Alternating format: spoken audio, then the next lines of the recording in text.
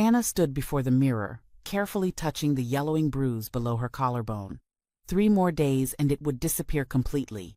Then she could wear the V-neck blouse her colleague had given her for her birthday.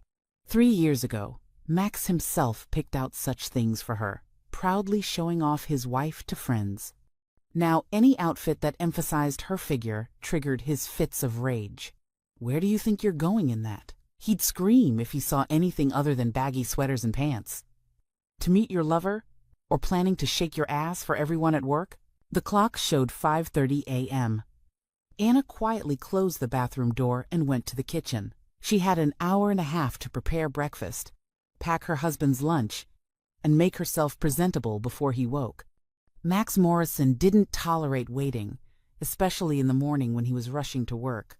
After all, as he loved to repeat, he wasn't just some warehouse worker, he was head of logistics at a major company. He had 15 people reporting to him. Can't be late. And breakfast had to be perfect. Anna turned on the coffee maker and took out eggs for an omelet. Her movements were precise, practiced, like those of a professional chef. 3 years of training hadn't been wasted. She knew the omelet couldn't be undersalted, that coffee needed to be poured exactly to the mark on the cup that only she could see. That toast had to be golden brown, not dark brown. Her hands worked while her thoughts drifted far away. She remembered how they'd met at a cafe where Anna had stopped after a job interview. Max had seemed so gallant, then paying for lunches, bringing flowers, arranging surprises. Her friends had been envious. "Anna, dear, when you make eggs, add extra salt," her mother-in-law Nina had instructed during her last visit 6 months ago. "My Maxie loves things well salted." Anna never argued with her mother-in-law, especially after Max had broken her finger following one such disagreement. "Mother knows best," he'd hissed through clenched teeth, twisting her arm. At 6:45, footsteps sounded. Max, fresh from the shower, entered the kitchen tall, fit in a white shirt with damp hair. To colleagues and friends, he was the picture of a successful man.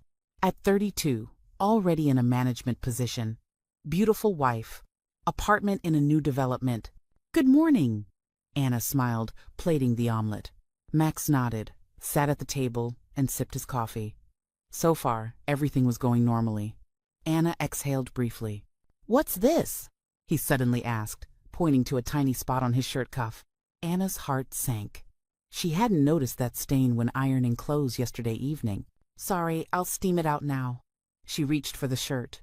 "What the hell?" Max pushed back his chair sharply. "I'm leaving in 20 minutes. I have a meeting at 9. You understand I'm going to look like a bum in front of management?" "Max, I'm sorry. She didn't get to finish." His hand grabbed her hair and yanked down hard. "Are you stupid?" he hissed in her face. "How many times have I asked you to check the shirts? How many?" "Sorry." That's all Anna could squeeze out. He released her hair and grabbed the coffee mug from the table. "And the coffee's cold." As always. He threw the contents at her chest. The hot liquid burned through the thin fabric of her house t-shirt. Anna bit her lip to keep from screaming. Max silently went to the bedroom, returned 5 minutes later in a different shirt, took his wallet and keys. "Everything better be perfect by evening," he snapped before leaving. "And don't forget to clean the living room carpet. Noticed a stain yesterday." When the door slammed behind him, Anna slowly sank to the floor and broke down sobbing. Brown liquid ran down her shirt. Her skin burned. But the physical pain was nothing compared to the emotional. 3 months ago, Anna had secretly bought a second phone. A cheap old model she hid in a box of sanitary pads somewhere Max never looked. On this phone, she photographed bruises and recorded dates. February 7, punch to the stomach for insufficiently starched shirt. February 16, shoved into cabinet, bruise on shoulder blade for cold dinner. February 22, hit in the face, cheekbone didn't buy his favorite cheese. The list continued. Anna made these records without fully knowing why. Perhaps to keep from going insane. To remember that this was really happening. Max was a master at making her doubt her own perception. "What bruise? Are you delusional?" You ran into the door yourself yesterday, now you're blaming me? I haven't touched you. You're hysterical. Maybe I should take you to a psychiatrist? You provoked me yourself. Normal wives don't drive their husbands to this point. Sometimes, in rare moments of clarity after another beating, Max would sob in her lap, promise to change, give her flowers and jewelry, take her to restaurants where he'd tenderly hold her hand and pay compliments. And a week later, it would start all over again. "Anna dear, you look so pale," said Vera, the neighbor from across the hall. The elderly woman caught her by the elevator with grocery bags. "Come in for tea. I baked apple cake." Anna hesitated. Max didn't like her socializing with neighbors. "Just spreads gossip," he'd say. But there were 3 hours until his return, and her soul craved even minimal human contact. "Thank you, Vera. Just for half an hour." The cozy apartment smelled of apples and cinnamon. The old woman bustled around the table, pouring tea and setting out jars of jam. "How's your job? Still at the same company?" "Yes, still there," Anna answered quietly. She never told anyone that she didn't work as a simple office clerk, but as legal counsel at the headquarters of Vector Plus Corporation. Even Max didn't know this. He was convinced his wife worked as an ordinary secretary at some small firm. It was easier for her to maintain this fiction than explain why her salary was less than the real amount. She secretly saved the difference in a separate account. "And your husband? Still working late?" Vera asked, looking at Anna over her glasses. "Yes, lots of work," Anna automatically replied. "You know, dear." The old woman suddenly covered her hand with her wrinkled palm. "I hear everything. The walls are thin." Anna froze with her cup in hand. "Don't be afraid," the neighbor continued. "I won't tell anyone, but if you need help, knock any time. I was married twice. My first husband also liked to use his fists. I fled from him with 2 children. Anna's eyes filled with tears. "Thank you," she whispered. "But everything's fine, really. As you wish." Vera sighed. "Just remember, love never hurts." On the way home, Anna thought about those words. Did Max love her? Had she ever truly loved him? Or was it just an illusion created by his initial attention and care? The evening began calmly. Max came home in a good mood. He'd been praised at work for a successful project. Anna had prepared his favorite roast. The apartment gleamed with cleanliness. "How was your day?" she carefully asked, plating dinner. "Fine." He turned on the TV. "The director personally shook my hand. Said if things continue like this, I'll get promoted soon." "That's wonderful," Anna smiled. "I'm so happy for you." Max tasted the roast, and his face suddenly changed. "What's this crap you made?" he said through clenched teeth. "What's wrong?" Anna's heart began pounding. "Did you even add salt?" He grabbed the salt shaker and demonstratively dumped half of it into his plate. "How many times do I have to say I like things properly salted?" "I did add it," Anna said quietly. "Maybe not enough?" "Not enough," Max mimicked, jumping up from the table. "We've lived together 3 years and you still can't remember such a small thing?" He grabbed the plate and hurled it at the wall. Meat and vegetables flew across the wallpaper, shards littered the floor. "I'm sorry," Anna whispered, backing toward the door. "I'll clean everything up and make it again." "Stay put," Max barked, blocking her path. "Think I'm going to wait while you ruin more food?" His fist flew so fast Anna couldn't dodge. The blow landed right on her cheekbone. Her vision darkened. She staggered and fell to her knees. "Useless idiot." Max kicked her in the side, right in the ribs. Can't do anything right. Anna curled into a ball on the floor, covering her head with her arms. But no more blows came. Max silently stepped over her and headed to the bathroom. 15 minutes later, she heard him get into bed and turn on the TV, as if nothing had happened. With trembling hands, Anna collected the shards and wiped the wall. Every movement sent pain through her ribs. Black spots swam before her eyes. In the bathroom, she examined her face. A huge bruise was forming on her cheekbone.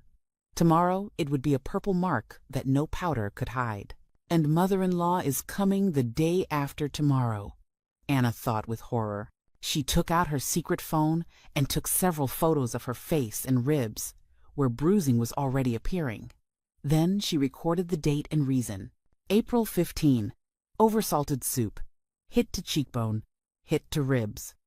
Looking at these lines, she suddenly understood clearly. If I don't leave now, I never will. One day, he would simply kill her over soup, a shirt, or tea. Anna lay down on the living room couch, pulling the blanket up to her chin. Pain throbbed in her cheekbone. Every breath echoed in her ribs. Outside, darkness slowly fell. For the first time in 3 years, she began seriously planning her escape. Morning arrived painfully and abruptly. Anna woke to a dull, aching pain in her ribs. She carefully touched her face. The skin on her cheekbone was swollen and burning. Turning her head, Anna saw that Max had already gotten up and was standing in the living room doorway, looking at her. "Mom's coming tomorrow," he said without preamble. "I hope you haven't forgotten."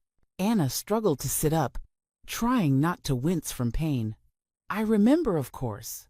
Max came closer, carefully studying her face. The expression in his eyes was strange, not a shadow of remorse, only cold calculation. He took a new tube of concealer from his pocket and tossed it onto her lap. "Cover that up," he nodded at the bruise. "Bought it at the 24-hour pharmacy. The girl said it covers well. Mother shouldn't see this." A contemptuous smirk flickered in his voice, as if he were talking about some filth Anna had brought upon herself. She mechanically took the tube, her fingers trembling. "Is breakfast ready?" Max asked, as if yesterday evening hadn't happened. "I'll make it now." Anna slowly rose from the couch. "Hurry up, I have an important meeting." He went to the bathroom while Anna, limping, shuffled to the kitchen. Every movement echoed with pain in her ribs. She mechanically took out eggs, bread, turned on the coffee maker. Yesterday evening stood before her eyes, the plate flying at the wall, the fist hurtling at her face, her husband's complete indifference after the beating. And this morning scene with the concealer, so mundane, as if he just reminded her to buy milk. 20 minutes later, Max was already eating breakfast, scrolling through news on his phone. Anna stood by the stove, not knowing what to do next. "Sit," he suddenly commanded without looking up from the screen. "Eat something. Mother will definitely notice if you're pale and thin." Anna obediently sat across from him, putting a little scrambled eggs on her plate. The food wouldn't go down. She forced herself to chew, looking at her plate. Somewhere deep inside, a decision was forming, vague, not yet fully formed, but insistent. "I'll stop by the store after work," Max said, getting up from the table. "Buy something for Mother. She likes good cognac." Anna nodded. Max approached her from behind, and she involuntarily flinched, but he only stroked her hair, a gesture that once seemed tender, now only inspired fear. "See you tonight," he said, and leaned down to kiss the top of her head. "Clean up properly, and don't forget about the concealer." When the door closed behind him, Anna sat motionless for another 5 minutes, then slowly stood and went to the window. She watched as Max walked to his car, got behind the wheel, drove away. Earlier, she would have waited for a call from work with the standard question, "How are things?" and the mandatory report on what she was doing. But lately, he rarely called. He seemed to have lost interest in this ritual of control. Anna watched the car disappear around the corner and suddenly felt something inside snap, as if the last thread connecting her to this person had broken. She resolutely took out her second phone from its hiding place, scrolled through photos of bruises from recent months, a horrifying gallery of humiliation and pain. Then she found Vera's number and called. "Vera," she said quietly when the neighbor answered, "can I come over? I need help." "Good Lord, Anna," the old woman gasped, seeing her face. "What has he done to you?" Anna sat in her neighbor's kitchen, pressing a bag of ice to her ribs. Her whole body ached. "Last night," she said quietly. "Because of soup." Vera shook her head and placed a cup of strong tea with honey in front of her. "Drink, dear, and tell me what you've decided to do." Anna took a sip. The hot tea slid down her throat, warming her from within. "I can't do this anymore," she whispered. "I'm afraid he'll kill me." You're right to be afraid, Vera nodded. Men like him don't stop. First a slap, then a fist, then. She didn't finish, but Anna understood. I want to file a police report, she said decisively. I have photographs. Many over several months. Smart girl. Vera squeezed her hand. That's right. And you need witnesses. I've heard him yelling at you. Heard you crying. I can give testimony. You'd really do that? Anna asked hopefully. Of course, dear. My first husband Vasily was the same, an animal, not a man. I endured 20 years until he beat me so badly I ended up in the hospital, while neighbors pretended nothing was happening. I don't want the same for you. Anna felt a lump rising in her throat. For 3 years, she'd lived in a nightmare, thinking no one cared about her suffering. And all this time, this kind woman had been nearby, ready to help. Thank you, she whispered, wiping away tears. Don't cry, Vera patted her hand. Tears won't help. Let's think about what to do. Over the next hour, they discussed the plan. Vera suggested recording her account of what she'd heard over the years on a voice recorder. Anna agreed it would be additional evidence. Then they decided Anna would go to the police today. But here's the thing, the old woman worried. When he finds out you filed a report, he'll go insane with rage. I'm not coming back home, Anna said firmly. Max is at work until evening, then he'll go to the store. I have time to pack and leave. Where will you go? I have a friend, Marina. We studied together. She's offered for me to stay with her if needed. Good, Vera nodded. But first, let's record my testimony. Anna took out her phone and turned on the voice recorder. The old woman spoke clearly and precisely, listing instances when she'd heard screams and sounds of blows from the apartment across the hall. She named dates she could remember, told how once she'd seen Anna limping and hiding in the elevator when other neighbors were coming up. I thought then, poor girl, how afraid she is that someone will see her bruises. Vera's voice trembled with suppressed emotion. But I didn't dare help. I was afraid I'd make it worse. Forgive me, Anna. You're not to blame, Anna said gently, stopping the recording. I should have found courage earlier. Why dwell on the past? Vera sighed. Let's think about the future. After the police, go straight to your friends. Yes. I'll take only the essentials from home and leave. Right. And don't tell him where you'll be. Don't communicate with him at all anymore. Men like him don't change. Anna nodded. She'd long understood Max wouldn't change. The flowers and gifts after beatings were just part of the vicious cycle of violence in which she'd lived all these years. Packing turned out harder than Anna expected. She looked at dresses in the closet, cosmetics on the vanity, books on shelves, and couldn't decide what she really needed to take. In the end, she folded only essentials into a small suitcase: documents, several sets of clothes, toothbrush, shampoo, and a little makeup. Before leaving, she looked around the apartment where she'd lived for 3 years, walls that had witnessed so many tears and suffering. The kitchen where she'd tried to please her husband with perfect meals, the bedroom where she'd feared every night. This apartment had never been home. It had been a prison. Anna resolutely closed the door and went down in the elevator. Before leaving the building, she stopped by Vera's to say goodbye. Here's my new number, she said, writing digits on a piece of paper. If Max asks about me, tell him you don't know anything. Of course, dear, Vera nodded. Take care of yourself and call if you need anything. They hugged, and Anna felt how in these few hours she'd grown attached to this woman, the only one who'd extended a helping hand. The police station greeted Anna with cold, fluorescent light and the smell of cheap air freshener. Behind the counter, a young sergeant on duty reluctantly looked up from his computer when she approached. How can I help you? He asked in a bored voice. I want to file a report, Anna said firmly, about domestic violence. Something in her tone, or perhaps the sight of her swollen cheekbone, made the sergeant look at her more attentively. Have a seat. He pointed to a chair by the wall. I'll call the duty officer. A few minutes later, she was invited into an office. Behind the desk sat a middle-aged man with a tired face and attentive eyes. His badge read, Captain James Sullivan. Hello, he said, indicating the chair across from him. Tell me what happened. Anna sat, placing her phone with the photos in front of her. "My name is Anna Morrison," she began. "For 3 years I've lived with a husband who—" her voice trembled, but she controlled herself. "Who regularly beats me." Captain Sullivan nodded. Showing neither surprise nor disbelief, he just listened. "Last night he punched me in the face, then in the ribs," Anna continued, "because of oversalted soup. And this isn't the first time. I've been collecting evidence." She unlocked her phone and handed it to the captain. He silently scrolled through the photos, swiping the screen with his finger. His expression remained impassive, but his jaw muscles tensed. "When were these photos taken?" he asked, returning the phone. "Everything's labeled," Anna explained. "Dates and reasons for the past 6 months. Any witnesses?" "Yes." Anna took out the voice recorder.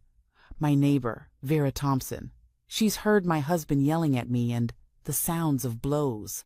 Here's her testimony." Captain Sullivan turned on the recording and listened attentively. Then he opened his desk drawer, took out a form, and placed it in front of her. "Write a statement," he said. "Describe the most recent incident in detail and indicate this happens regularly. We'll attach the photos and recording as evidence." Anna took the pen and began writing.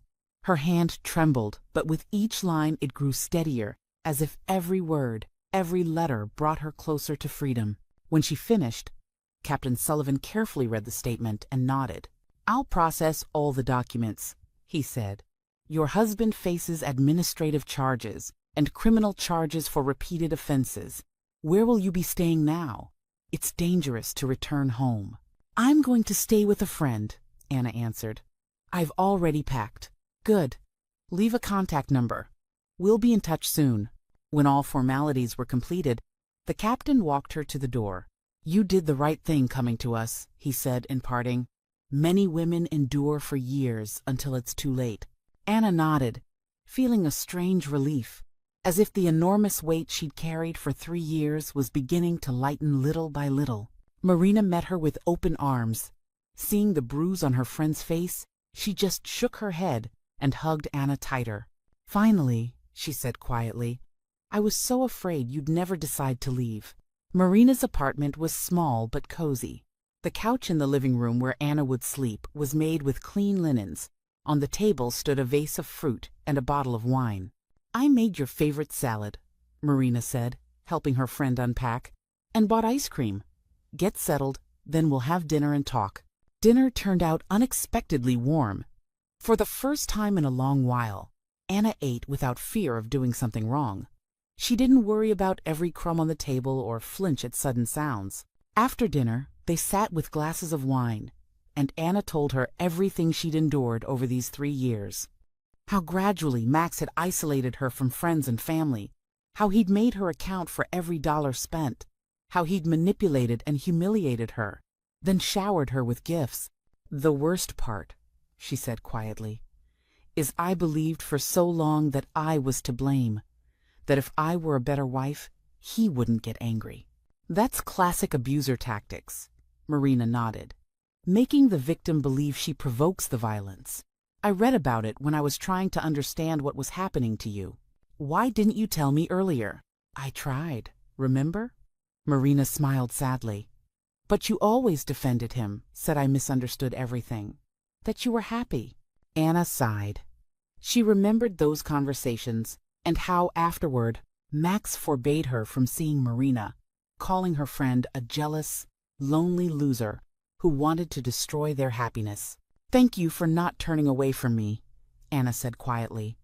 "Despite everything." "We're friends," Marina simply replied. "Now let's sleep. Tomorrow will be a new day, the first day of your new life." The phone rang just as Anna was falling asleep. Max's number. She stared at the screen, feeling her heart pounding in her throat. 23 missed calls in the last hour, and dozens of messages. "Where are you? Answer immediately. I know you're reading these." Reply: "If you don't come home in an hour, I'm calling the police. Anna, I'm worried. Call me. I swear I'll find you and make you regret this." The last message had just arrived. Anna turned off the phone and placed it face down. Her hands trembled. That night she barely slept. She tossed on the couch, listening to every rustle outside. What if Max somehow found out where she was? What if he showed up, broke down the door? But gradually, exhaustion took over. Before dawn, Anna finally fell into a deep, dreamless sleep. In the morning, she was awakened by a call. It was Captain Sullivan. "Anna, good morning," he said in a businesslike tone. "I wanted to inform you that we've processed all documents, and your husband came to the station last night, demanding information about you." Anna went cold. Did you tell him where I am?" "Of course not." Surprise slipped into the captain's voice. "We didn't even confirm you'd contacted us. That's confidential information, but I wanted to warn you he's very aggressive. Be careful." "Thank you," Anna whispered. "I will be." After the call, she sat for a long time, hugging her knees. Max was looking for her, and judging by the tone of his messages, he was furious. What would happen when he found out about the report? The photos? Vera's recording? "He won't find me," Anna told herself firmly. "And if he does, I'll never be silent again. Never." As if in response to this thought, the phone rang again. This time it wasn't Max, it was Elena Mitchell, her direct supervisor from Vector Plus Corporation headquarters. "Anna, good morning," she said in her usual businesslike tone. "We have an urgent situation with a contract for the Meridian project. Could you come to the office by 1? Anna looked at the clock. It was 8 a.m. "Yes, of course," she answered. "I'll be there." After brief hesitation, she decided to go. Work had always been an escape for her, a place where she felt competent and respected. Besides, Max had never been to headquarters. Their divisions were in different parts of the city. She quickly made herself presentable, trying not to look at her swollen cheekbone. The concealer Max had bought actually did a decent job covering the bruise. Anna smiled bitterly at the irony. Her husband had thoughtfully ensured she could hide traces of his own violence. Before leaving, she hugged Marina tightly. "Be careful," her friend asked. "Don't tell anyone where you're staying." "I won't," Anna promised. "And thank you for everything." Vector Plus Corporation headquarters occupied 5 floors in a modern business center. Anna had worked here as legal counsel for 4 years longer than her marriage to Max had lasted. She loved her work, though lately Max had increasingly hinted she should focus on family and children. Elena Mitchell met her by the elevator, a tall woman with a short haircut and a piercing gaze. She was a company legend, having risen from junior lawyer to deputy general director for legal affairs. "Anna, thank you for coming so quickly," she said, shaking hands. "We have a problem with the Riverside branch. We need to urgently review a contract and make corrections." They went up to Elena's office. For the next 2 hours, Anna was completely immersed in work, forgetting everything else. It was salvation, an opportunity to focus on something concrete, to distract from personal problems. When they finished, Elena suggested lunch at the cafe on the first floor. At the table, she suddenly looked at Anna intently and said quietly, "You have a bruise under the concealer, quite severe." Anna froze with her fork midair. She'd thought she'd masked the mark from the blow well. "I fell," she said automatically. Elena looked at her without blinking. "You know, Anna, I was married to a man who also made me fall 10 years ago, so I know what bruises from falls look like." Anna lowered her eyes. What was the point of denying the obvious? "Last night," she said quietly, "because of Soup." "Did you go to the police?" "Yes, yesterday, and I left him." Elena nodded. "Right. I did the same when I realized the next fall might be the last. If you need legal help with divorce or anything else, just ask. I'll help." This unexpected moment of human support made Anna cry right there at the cafe table. Elena silently handed her a napkin and patiently waited for her to calm down. "I'm sorry," Anna wiped her eyes. "It's just been a difficult day, and yesterday too." "It's okay," Elena said gently. "The first days after leaving are always the hardest. Then it gets easier, believe me." They finished lunch, discussing work matters. As they parted, Elena shook her hand and said, "You're strong, Anna. Stronger than you think.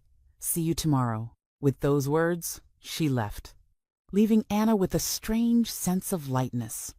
As if the burden she'd carried all these years had become slightly less heavy, she exited the business center, breathing in the fresh spring air. Ahead lay a new life unknown, frightening but free from fear and humiliation, and she was ready for this path. The next 3 days, Anna lived in a strange, suspended state. In the mornings she went to work, immersing herself in familiar legal documents, and evenings she returned to Marina's. Max continued calling and texting, sometimes with threats, sometimes with pleas, sometimes with promises to change. Once, he sent a photo of a huge bouquet of roses with a note, "Forgive me, I love you." Anna deleted the message without responding. On Thursday morning, Captain Sullivan called. "Anna, the documents for your case are processed," he reported. "Your husband received an official warning. For now, it's an administrative measure, but if there are new incidents, criminal charges will be filed." "How did he react?" Anna asked, feeling cold inside. "Let's say emotionally," the captain replied dryly. "My advice: be careful. Such individuals often become even more dangerous when they feel they're losing control." Anna thanked him and hung up. She understood Max wouldn't stop. She knew him too well. The police warning would only fuel his rage. Fortunately, an important meeting at the office that day distracted her from anxious thoughts. Elena had gathered the legal department to discuss a new strategy for working with regional branches. After the meeting, she kept Anna back. "Tomorrow there's an unscheduled inspection of the branch where your husband works," she said, closing the office door. "I thought you should participate." Anna froze. "But why? I don't want to see him." "You won't have to." Elena handed her a folder of documents. "We have information about violations in the logistics department. You'll only need to check documentation and prepare a legal opinion. All official. No personal contact." Anna leafed through the papers: security service reports, inventory records, financial documents. "I don't understand," she admitted honestly. "Is this some kind of internal investigation?" "Exactly," Elena nodded. "Which has been ongoing for a month. Your husband isn't the only problem at that branch. There's suspicion of systematic theft, and I want you to do your job, Anna, nothing more." As the company's legal counsel, Anna thought, the proposal frightened her, but simultaneously gave a strange sense of opportunity, a chance to see Max in a different setting, not as a victim, but as a professional. "All right," she finally said. "I'll go." "Excellent," Elena smiled. "The car will be waiting for you tomorrow at 9 a.m. The Vector Plus Corporation branch, where Max worked, was located in an industrial zone on the city outskirts. The 2-story building with adjacent warehouse facilities looked dreary against the gray April sky. Anna rode in the company car with Elena and 2 security service employees. Inside, everything clenched at the thought that soon she'd be so close to Max, even in a completely different capacity. "Nervous?" Elena asked quietly, leaning toward her. "A little," Anna admitted. "It'll be fine. Remember, you're here as a representative of headquarters. You have authority and you'll be respected. And if not, we'll remind them about chain of command." The car stopped at the entrance. The branch director, a short, balding man with shifty eyes, was already waiting for them on the steps. He looked worried, which wasn't surprising. Unscheduled inspections never boded well. "Elena, welcome," he said fussily, shaking her hand. "We weren't expecting—" "That's the whole point of an unscheduled inspection, Victor." She smiled coldly. "Allow me to introduce Anna Morrison, legal counsel from headquarters. She'll be checking documentation." The director's gaze slid over Anna with confusion, clearly not connecting her surname with one of his employees. Of course. We'll prepare everything necessary." They were shown to a conference room where folders of documents were already laid out. Elena gave a brief instruction, after which Anna and the security service employees got to work. She had to check supplier contracts, delivery receipts, and related documents for the past 6 months. The work required concentration, and for a while Anna forgot her fears, immersing herself in numbers and legal formulations. However, about an hour later, the conference room door burst open and Max appeared in the doorway. He looked disheveled and angry, tie askew, shirt wrinkled as if he'd slept in it. Dark circles under his eyes spoke of insomnia. Max's eyes feverishly searched the room until they stopped on Anna. "You," was all he could squeeze out. "Mr. Morrison," Elena said in an icy tone, rising from the table. "You weren't invited to this meeting. Return to your duties." Max didn't take his eyes off Anna. "What's going on?" His voice trembled with barely contained rage. "You decided to cause problems for me at work? The police wasn't enough?" One of the security employees, a tall man with military bearing, stepped forward. "Mr. Morrison, please leave the premises. This is an official inspection not related to your personal affairs." "Personal affairs?" Max laughed hysterically. "My wife ran away from home, filed a police report against me, and now she shows up here with an inspection? And you're saying it's not connected?" Anna looked at him, and a strange sensation filled her. Before, such a look from Max would have made her shrink with fear, start apologizing, beg forgiveness. Now she felt only calm and a little pity. "Mr. Morrison," she said, surprised at the firmness of her own voice, "I'm here on official business as legal counsel for Vector Plus Corporation." "Legal counsel?" He stared at her like she was a ghost. "You're a secretary at some small firm." "I never said that," Anna replied calmly. "You decided that yourself, and it was convenient for me not to correct you." Max's face contorted with anger. He stepped toward Anna, but the guard was instantly between them. "Mr. Morrison," Elena intervened again, "if you don't leave immediately, I'll be forced to call security and file a report about obstructing an inspection, which I'm afraid will look bad for your career." Max swept everyone with a heavy look, lingering on Anna. "You'll regret this," he hissed. "I swear, you'll regret this." With those words, he turned and left, slamming the door loudly. A tense silence hung in the conference room. "My apologies for that," Elena finally said. "Let's continue working." But Anna could no longer concentrate. Her hands trembled, letters blurred before her eyes. The image of Max, his face distorted with rage, stood before her eyes. "Anna," Elena said quietly, sitting next to her, "if you want, you can return to headquarters. We'll manage here." Anna took a deep breath. She wouldn't run. Not now. "I'm fine," she answered. "I'll continue working." Elena nodded approvingly. "Excellent.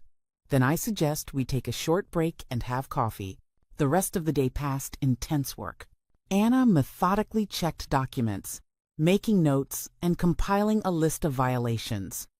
There turned out to be quite a few incorrectly executed contracts, missing records, strange discrepancies in figures, and most interestingly, many problems concerned the logistics department that Max headed. By 5 p.m., the inspection was complete. Elena gathered a final meeting attended by the Pale Branch director and department heads. Max wasn't among them. The inspection revealed serious violations in document flow and financial discipline, Elena reported coldly. Especially many questions about the logistics department. "Where, by the way, is Mr. Morrison?" He felt unwell and went home," the director mumbled. "A pity," Elena replied without a trace of regret. "In that case, tell him he's expected at headquarters tomorrow at 10 a.m. with a full report on the department's work for the past 6 months." After the meeting, they got in the car and headed back to the city center. Anna looked out the window at passing buildings, feeling a strange emptiness inside. She'd expected triumph, satisfaction that Max was finally getting what he deserved, but felt only fatigue. "You did good work today," Elena said, "especially given the circumstances." "Thank you," Anna replied quietly. "What happens next? With the branch or with your husband?" "Both. The branch faces serious reorganization. As for your husband," Elena paused, "it depends on tomorrow's meeting and how involved he is in the violations discovered." Anna nodded. She felt no schadenfreude, only a desire for all this to finally end. "Don't worry," Elena added gently. "Justice will prevail. I'll see to it." That evening, back at Marina's, Anna sat on the balcony for a long time, watching the city sink into twilight. The phone was silent. No calls or messages from Max. This was more alarming than the flood of threats. "How was your day?" Marina asked, sitting beside her with a cup of tea. Anna told her about the inspection, Max's appearance, his reaction. "You know what's strangest?" she finished. "I'm not afraid of him anymore at all. Like something inside burned out." "That's a good sign," Marina smiled. "It means you're truly freeing yourself from him, not just physically, but emotionally." They sat a while longer, talking about future plans. Marina suggested going to the lake this weekend to get some fresh air and rest from everything that had happened. Anna gratefully agreed. Before bed, she checked her email and found a message from Elena, short and businesslike. "Anna, tomorrow at 9 a.m., I expect you in my office. We'll prepare for the meeting with Mr. Morrison. A.m." Anna put down her phone, feeling resolve building inside. Tomorrow would be an important day. The day when Max would see the real her, not a frightened wife, but a confident professional. And that would be the best revenge for all the humiliation. Friday morning was sunny and warm. Anna wore a strict dark blue business suit she hadn't worn in a long time. Max thought it made her look too official. She gathered her hair in a neat bun, applied light makeup. The bruise on her cheekbone had almost faded. Only slight yellowing remained that could be attributed to lighting. She arrived at the office earlier than usual. Elena was already waiting, reviewing documents. "Good morning, Anna." She looked up from papers. "Are you ready?" "Yes," Anna answered firmly. "Absolutely." They spent the next hour discussing strategy for the upcoming meeting. Elena showed Anna the results of the security service investigation. The situation was more serious than it initially seemed. Theft had flourished in the branch for years, with the logistics department playing a key role in the scheme. "The question is," Elena said, "how involved is your husband in these machinations? He could have been simply an incompetent manager who didn't notice violations. Or an active participant," Anna finished. "I don't know. He never talked about work in detail, only bragged about promotions and bonuses." "Well, today we'll find out everything." Elena checked her watch. Almost 10. "Let's go to the conference room." They went upstairs to the spacious meeting hall. The company's general director was already waiting there, along with the head of security and 2 lawyers from Anna's department. Everyone was serious and focused. "Mr. Morrison is waiting in the reception area," the secretary reported. "Shall I invite him in?" The general director, a heavy-set man with a piercing gaze, nodded. "Let's begin. Everyone ready?" Anna sat next to Elena, facing the entrance. Her heart beat steadily and calmly. No fear, only slight excitement before an important meeting, like before a university exam or difficult negotiations with a client. The door opened, and Max entered. He looked collected and confident, as if yesterday's hysteria hadn't happened. A folder of documents in his hands, a professional smile on his face, a smile that faltered and vanished when he saw Anna at the table. "Good morning, Mr. Morrison," the general director said dryly. "Please sit." Max slowly lowered himself into the chair opposite Anna, not taking his eyes off her. In them she read a mixture of emotions, anger, surprise, fear. But there was no longer that power he'd held over her before. The fear was gone, dissolved without a trace. "Yesterday, an unscheduled inspection was conducted at your branch," the director continued. "Serious violations were revealed, especially in the logistics department you manage. Security has prepared a report." He nodded at the thick folder before him. "The question is, what can you tell us about this?" Max straightened, smiled tensely. "Sir, I don't understand what violations you're talking about. My department has always operated in strict compliance with company regulations." "Really?" Elena opened her folder. "Then explain why supplier contracts with Alta Logistics systematically inflated delivery volumes by 15–20%. Why work completion certificates were backdated, and why financial reports show amounts not confirmed by primary documents." Max paled. He shot a quick glance at Anna, as if she were to blame for the exposure. It's a mistake. Accounting could have—" "Don't try to shift responsibility," the general director cut him off sharply. "All documents went through you. Your signature is on every certificate." The next half hour turned into a real interrogation. Max was bombarded with questions he had no convincing answers for. He stumbled, got confused, contradicted himself. With each minute, his confidence melted, sweat beading on his forehead. Anna silently observed, experiencing a strange sense of déjà vu. How many times had she herself sat like this before Max cornered, confused, trying to guess the right answer that would calm him? Only now the roles were reversed. "Mr. Morrison," Elena finally said, "the inspection materials will be submitted to law enforcement for legal assessment. Until the investigation concludes, you're suspended from duty. Security will escort you to surrender your pass and collect personal belongings." Max jumped up, knocking over his chair. "You can't do this. This is a conspiracy. It's all her." He jabbed his finger at Anna. "She's getting revenge for family quarrels." "Mr. Morrison," Elena said icily, "your behavior is unworthy of an employee of our company, much less a manager." Anna performed her official duties, as did all inspection participants. "Your personal problems don't interest us." "Lying bitch!" Max shouted, staring at Anna. "You set all this up. I'll destroy you." Two security employees quickly entered the hall. "Remove Mr. Morrison," the general director ordered, "and prepare a report on improper conduct. That will be attached to termination documents." Max was literally dragged from the conference room. He continued shouting and threatening, but his voice gradually faded in the corridor.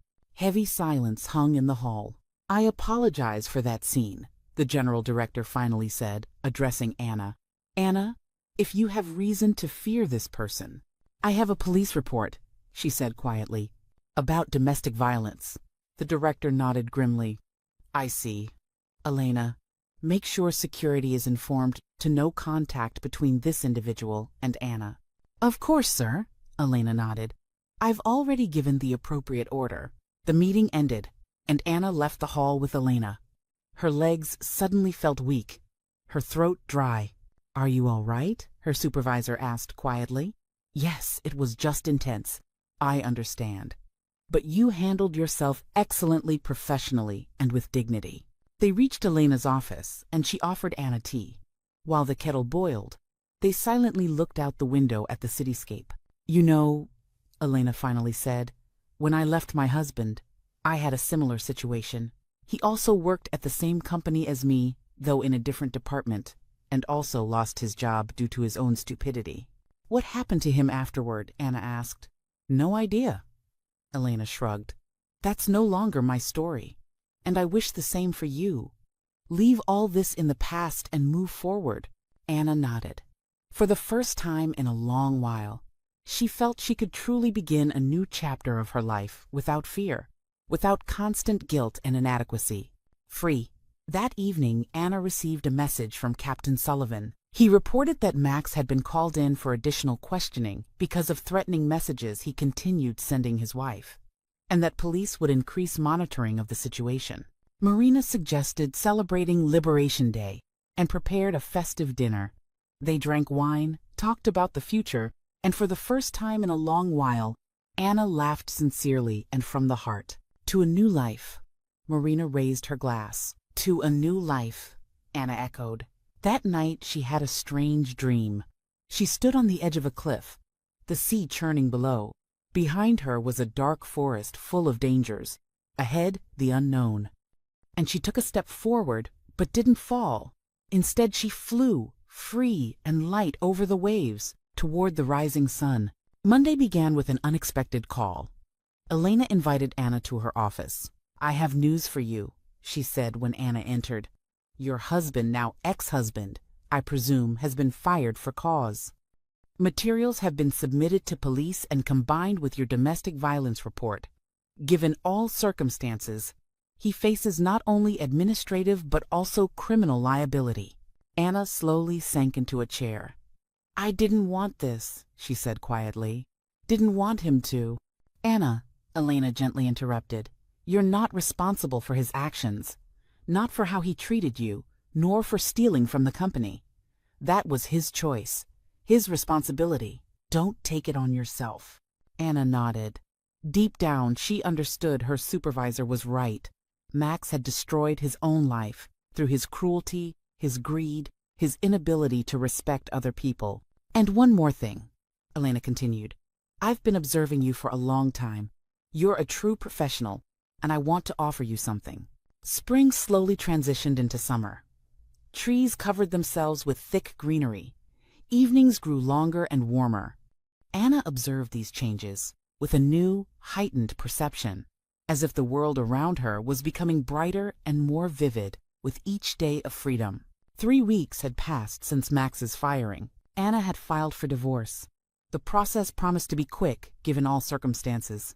The lawyer recommended by Elena assured her that with proven domestic violence and criminal charges for workplace theft, the court would be entirely on Anna's side. "The apartment will definitely stay with you," he said at their last consultation, "and probably compensation for emotional damages. We have a very strong position." Anna nodded. Strangely, thoughts about the material side of divorce concerned her least. The main thing was freeing herself from the toxic relationship, starting life with a clean slate. Money, property, all that seemed secondary. That evening, she sat in a cafe with Marina.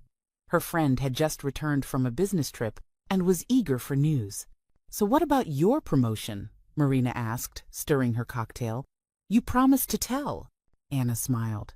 2 days ago, she'd had a conversation with Elena that changed her professional prospects. "They're promoting me," she said. "From July 1st, I'll head the legal department for branch relations. It's a new division they're creating after this whole situation with violations." "Wow," Marina whistled admiringly. "Congratulations. That's serious responsibility. And a much higher salary," Anna nodded. "Almost double my current one. I'll be able to rent a good apartment and stop imposing on you." "Come on, what imposing?" Marina waved her hand. "I like having you live with me, but I'm very happy for you. You earned this promotion." They sat quietly, enjoying the evening and pleasant music playing in the cafe. Anna watched the other patrons, couples in love, groups of friends, solitary customers with books or laptops. Ordinary people, ordinary life. That very normality she'd lacked so much in her marriage to Max. "And how is he?" Marina carefully asked. "Heard anything?" Anna shook her head. "Nothing concrete. Captain Sullivan called last week. Said the theft investigation is continuing. Max is currently under travel restrictions, and he moved in with his mother. Apparently short on rent money." "Good riddance," Marina snorted. "Mommy dearest will be thrilled to have her baby boy back."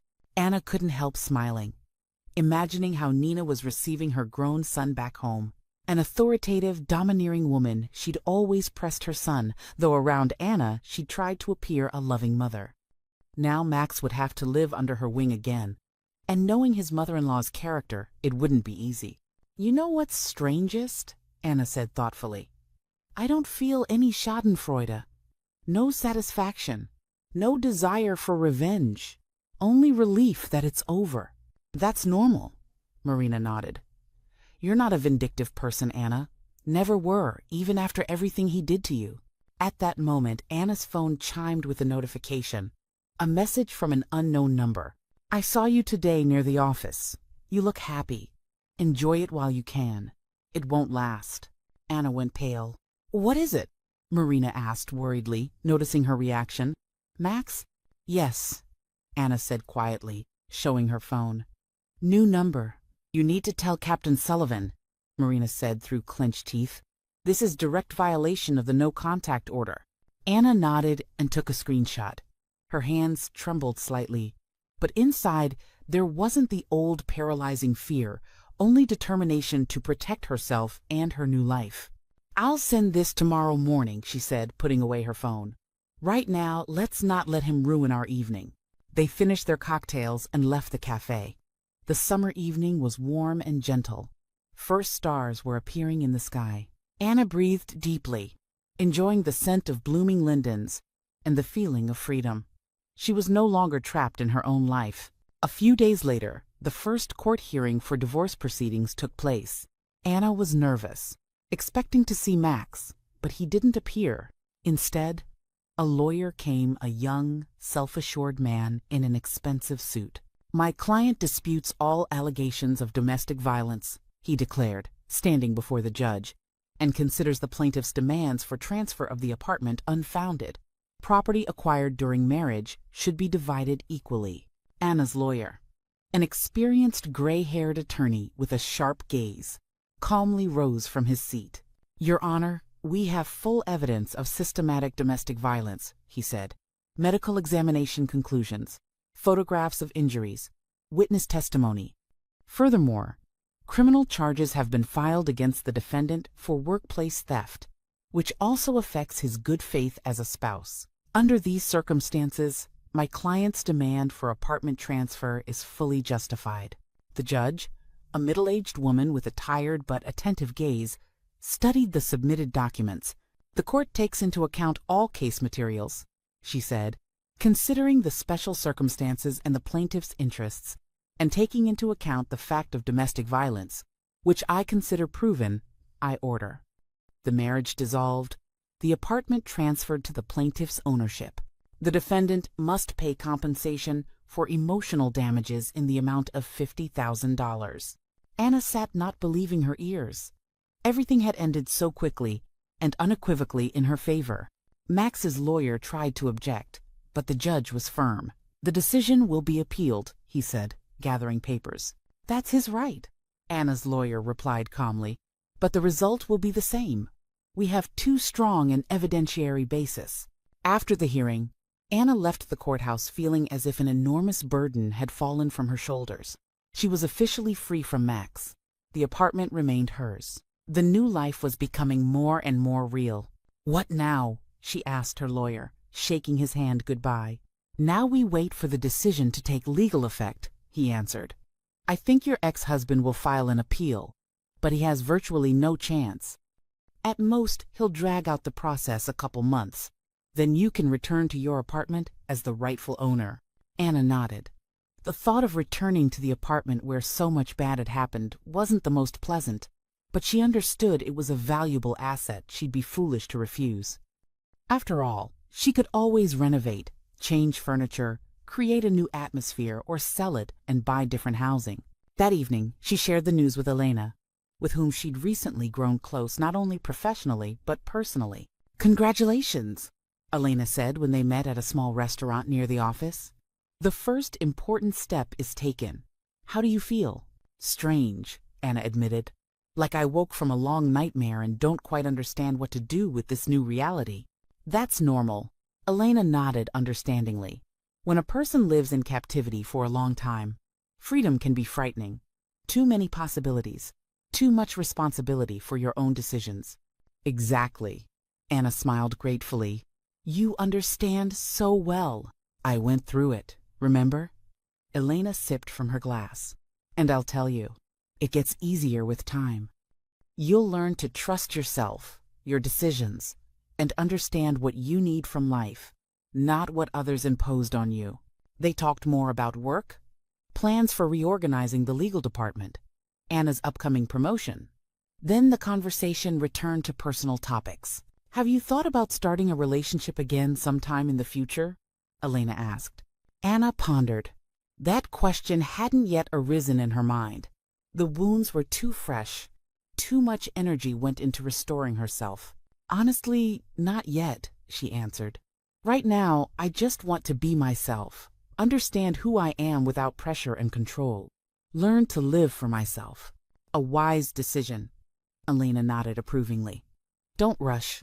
You have your whole life ahead. June turned out hot.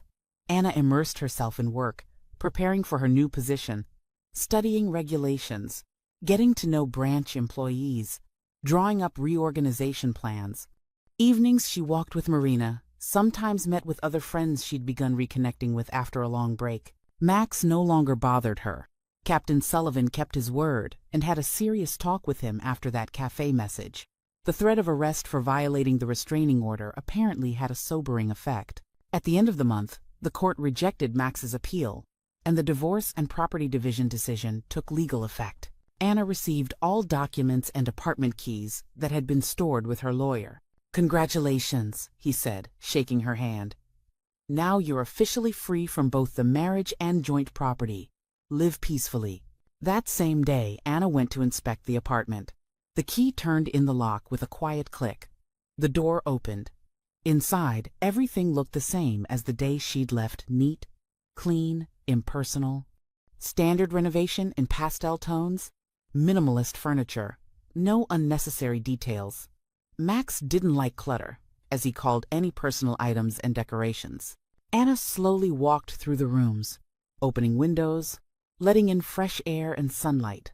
She checked closets, nightstands, shelves. None of Max's belongings remained. Apparently he'd taken them when he moved to his mother's. In the bedroom, she looked under the bed and discovered a small box. Inside lay her personal trinkets, a bracelet her parents had given her for her 18th birthday, photos from college years, old cards from friends, things Max considered unnecessary and that she'd hidden to avoid triggering his irritation. Anna sat on the bed, examining these treasures from her past. Here she was with her parents at the beach, happy, tanned, eyes sparkling. Here with university friends at graduation. Here on her first day of work, an excited newcomer with a folder of documents. Who was that girl? Where had her dreams gone? Her energy? Her joy in life? Max hadn't just beaten her body. He'd methodically destroyed her identity, her self-worth, her right to be herself. Never again, Anna told herself firmly, carefully putting the photos back in the box. No one will ever control my life again. She surveyed the bedroom with a critical eye. This bed, where she'd cried so many times from pain and humiliation. These walls that had absorbed so much fear and despair. No, she couldn't live here, at least not now. The decision came instantly. Anna took out her phone and called a realtor recommended at work. "Good afternoon," she said when he answered. "I'd like to rent out an apartment and look at options for buying a new one, small, but in a good neighborhood." July 1st was sunny and hot. Anna entered Vector Plus headquarters with a special feeling. Today was her first working day in the new position. Employees greeted her with respect. Curiosity showed in some eyes. The story with Max hadn't remained completely secret, though officially no one commented on what had happened. Elena personally introduced Anna to the team of lawyers, who now became her subordinates. Anna was nervous, but tried not to show it. She spoke clearly and confidently, outlined plans, answered questions, and gradually felt the nervousness receding, yielding to professional confidence. After lunch, the realtor called. "Anna, there are already several interested parties for your apartment," he reported. "And I've selected 3 purchase options that might interest you. When's convenient to look?" "Tonight, if possible," Anna answered. "I'll be free around 6. "Excellent. I'll wait for you at the first property at 6:30. That evening, inspecting a bright, cozy apartment in a modern residential complex with a park view, Anna felt warmth spreading inside. This place had nothing in common with her old apartment, neither in layout nor atmosphere. Everything here breathed newness, possibilities, freedom. "I'll take it," she said decisively, not even listening to all the advantages the realtor was listing. "Prepare the documents." He raised his eyebrows in surprise. Usually, clients thought longer about such a serious purchase, but something in Anna's face convinced him not to ask unnecessary questions. "As you say, Anna. I'll prepare everything tomorrow." Leaving the future apartment, Anna breathed deeply of the evening air. The city hummed around her. People hurried from work. Children played on the playground. Young couples strolled hand in hand. Ordinary, normal life. And now she was part of it too. August proved hectic.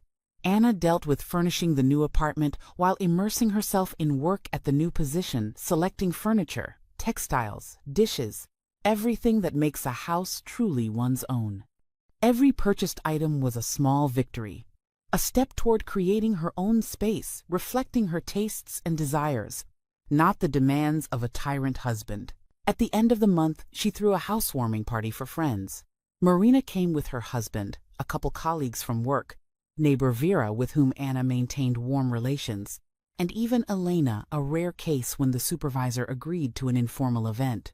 The apartment filled with laughter, conversation, clinking glasses. Anna discovered with surprise that she could be a good hostess. create an atmosphere of comfort and fun, something Max had always denied in her, calling her incapable of properly receiving guests. "Beautiful apartment," Elena said when they found themselves alone on the balcony for a moment. "Light, like you." "Thank you," Anna smiled. "You know, this is the first place where I feel at home." "Truly home. I understand." Elena nodded. "When you create a space just for yourself, put your soul into it, it's a special feeling." They were silent, looking at the city spread out below. "How are things with your ex?" Elena finally asked. "Any news?" "Not really," Anna shrugged. "The theft investigation continues. Captain Sullivan says Max is trying to shift all blame onto the branch director, but there's too much evidence against him personally." "Typical behavior for such people," Elena remarked.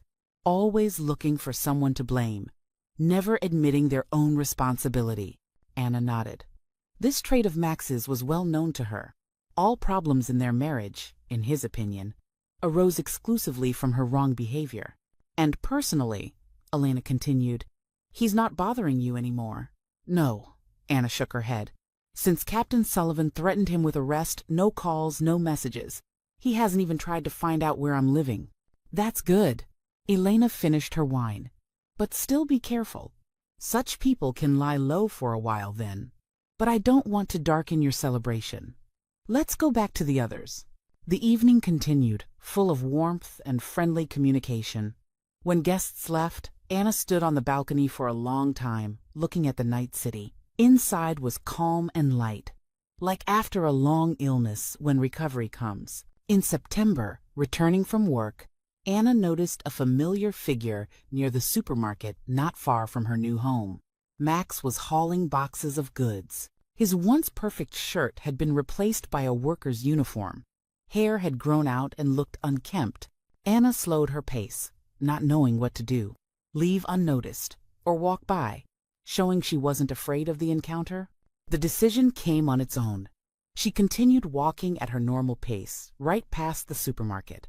Max noticed her when she was quite close. He froze, holding a box of goods, staring as if at a ghost. Their eyes met. In his, Anna saw a mixture of emotions, anger, shame, bitterness. But there was no longer that power he'd held over her before. The fear was gone, dissolved without trace. Max lowered his eyes and turned away, pretending not to recognize her. Anna walked past, feeling strange calm. This was victory, quiet but significant. Victory over her own past. That evening, sitting with tea on the balcony, she reflected on the encounter. Max looked aged, lost. His life had collapsed. Job loss, criminal case, divorce, necessity of returning to his mother, working as a loader. But Anna felt no schadenfreude, only understanding that everyone gets what they deserve. And freedom from violence isn't revenge, but restoration of justice. A year later, Anna sat in Elena's office discussing another project.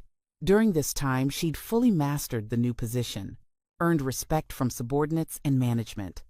Her department worked like clockwork, preventing violations in branches and ensuring the company's legal security. "I have news for you, Anna," Elena said when they'd finished with work matters. "You're being recommended for Deputy Director of Legal Affairs position at our street, Louis Branch.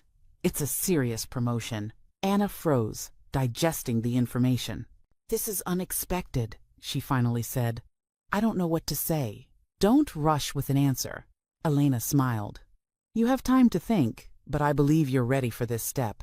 Over the past year, you've proven yourself an excellent manager and high-class professional. Thank you for the trust," Anna said sincerely. "I'll seriously consider this offer." That evening, sitting in her cozy apartment, she pondered the possible move. Street Louis, a new city, new opportunities, a new page of life. It was scary. But this was a different fear, not the paralyzing terror of a victim, but the exciting anticipation of new horizons. Anna went to the window and looked at the evening city. How much had changed over this year. She'd grown professionally, restored old friendships and gained new ones, learned to live alone and enjoy it. Gradually, the nightmares faded nightmares, where Max burst into her home and punished her for betrayal. Less often she looked over her shoulder on the street, fearing to see his pursuing figure. In October, the court sentenced Max on the theft charges.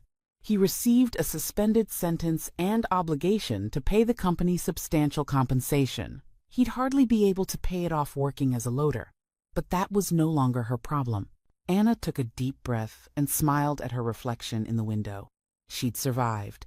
Not just survived, won. And now the whole world of possibilities lay before her. Street Lewis, she thought. Why not? The next day, Anna entered Elena's office with a determined expression. I agree, she said.